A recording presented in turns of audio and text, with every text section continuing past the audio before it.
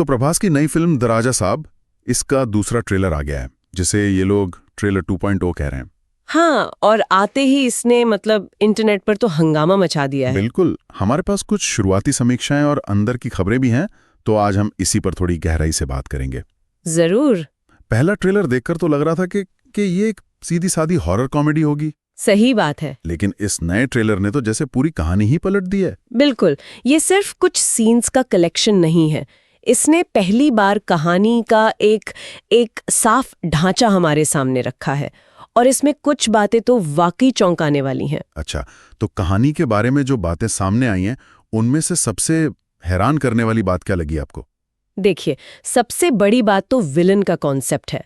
हमें ये तो पता था कि कोई आत्मा है, लेकिन अब जो बातें सुनने में आ रही हैं उनके हिसाब से संजय दत्त का जो किरदार है कनकराजू, वो कोई आम भूत नहीं बल्कि एक शक्तिशाली हिप्नोटिस्ट, सम्मोहन करने वाली आत्मा है। अरे वाह, सम्मोहन करने वाली आत्मा। हाँ, और यही चीज पूरी कहानी को एक साइकोलॉजिकल थ्रिलर का एंगल देती है। ये तो किसी भी आम बुताहा कहानी से बहुत अलग हो गया। बिल्कुल। और प्रभास का किरदार राजा साहब अपनी दादी जो जरीना वहाब बनी है, उनको इसी आत्मा से एक भूताहा महल में बचाने की कोशिश कर रहा है।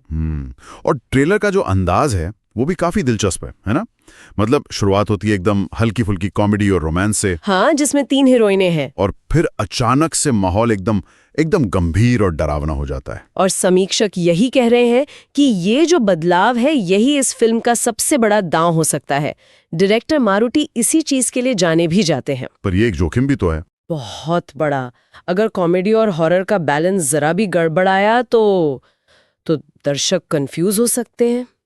हालांकि सुनने में आया है कि थमन एस का जो बैकग्राउंड म्यूजिक है वो इस बदलाव को बहुत अच्छे से संभालता है और हॉरर सीन्स को और दमदार बनाता है। एग्जैक्टली। और वो आखिरी शॉट जिसमें प्रभास एक जोकर जैसे अंदाज में दिख रहे हैं, उसकी तो सबसे ज्यादा चर्चा हो रही है।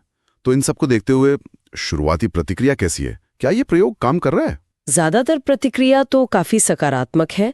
लोग कह रहे हैं कि प्रभास अपने पूरे मास एंटरटेनर वाले अंदाज में वापस आ गए हैं। कॉमेडी और स्टाइल दोनों में। हाँ, सब कुछ बहुत सहज लग रहा है।